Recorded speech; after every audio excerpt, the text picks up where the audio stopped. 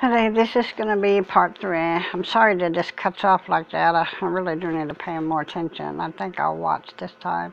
I try to, but it don't always work. But I left off, don't stew and fret. And what I was trying to say is, don't stew and fret because you want to retaliate at someone who has hurt you in some way or has done you wrong. Because, you know, it's God that's going to take care of everything. He will, if you ask Him to help you, He will cleanse you from that spirit that you have of anger and frustration, or you're going to stand before Him holding on to it till the end of your days, and you don't want that. You want you, you want to do right, you want to do good, and you do. People be nice to other people at times, but it should be an all the time thing. But it's something that we have to work at. When my son was little, I had this crazy habit. Not really a habit. I don't think it was that either, but. He would do something wrong, and then, I would punish him for it. But one thing that I did was I would pinch his ear because, he did that. I would pinch his ear. I wasn't doing it to be mean or hateful. I guess I was trying to correct him in that respect. And he said, Mama, he told me one day, he said, Mama, that hurts me. And I just looked at him and I gave him a hug and said, I'm sorry, son. And I told him I was going to try really hard not to do that ever to him again. And it didn't go on for very long. I don't know, I might have just probably done it for maybe a couple of weeks or something like that. But he just, Mama, that hurts me. And I just give him a hug. I said, son, I'm going to do my best not to do that again. Now, I've done it a time or two after that, but I broke myself of that really quick because I loved that little boy. I loved my son. I loved him a lot. And, he's a great son. And, you have to work at stuff. Because pinching your son's ear could be abuse, I guess today. I don't know. I kind of was naive about that, but what I'm saying is you got to work at stuff. That's just like a marriage. You work at a marriage. It's a job. It's a full-time job. To work at a marriage and to work through things. Communication is a great key. It's the key. Communicate with people. Communicate with your husband, your wife. Communicate. If something is bothering you or you are angry, go to that person. If they hurt your feelings, go to that person. Look, this is how I feel, sir or ma'am.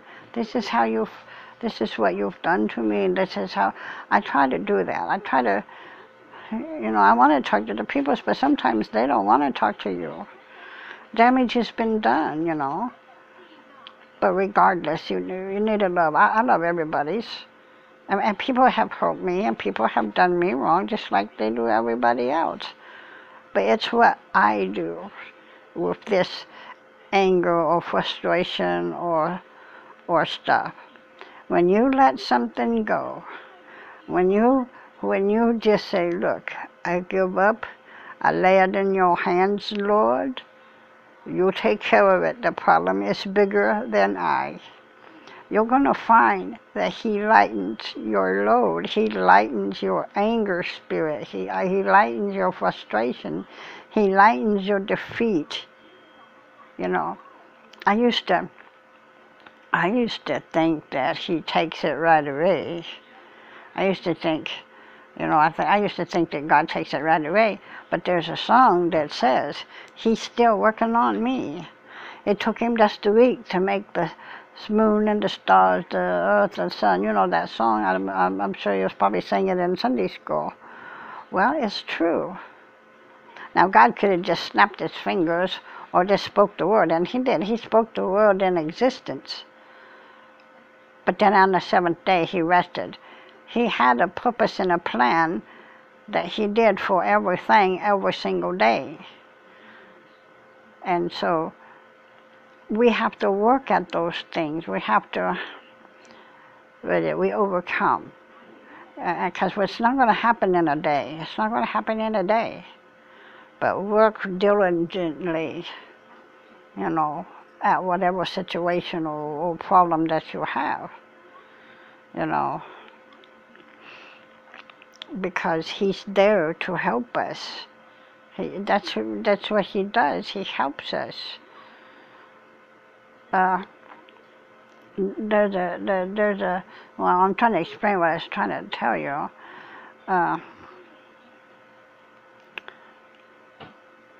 There's a song that, in essence, it's saying that even if you're in pain or you're in sickness or you have whatever, when you go to God, He gives you peace. Even though you're still going through the storm, there is a joy and a peace that comes only from God in those situations. Even if it's anger or that you have, if you go to God, even though the anger is still there, pay attention, folks. There is joy and there is peace in the midst of the storm, whatever you're going through. But if you want to hang on to that, there is a devil out there that wants you to hold on to it. He wants you to be that way. But you can't stand before God and say, hey, Lord, the devil made me feel angry. The devil, you're going to be judged by you. The devil's already judged. He's already doomed. You can't stand before God and say, hey, the devil made me angry. You are going to be accountable for your anger, your love, your whatever. You're going to be judged by the deeds we do in our body, not by what the devil's tempted you with, because the devil can't make you do anything. You do it because he puts a thought in your mind, or your flesh gets in the way. You know, your flesh have a lot to do with it. Attitude. There you go, folks. Attitude has a lot to do with everything. Your attitude about your anger, your attitude about your love, your attitude about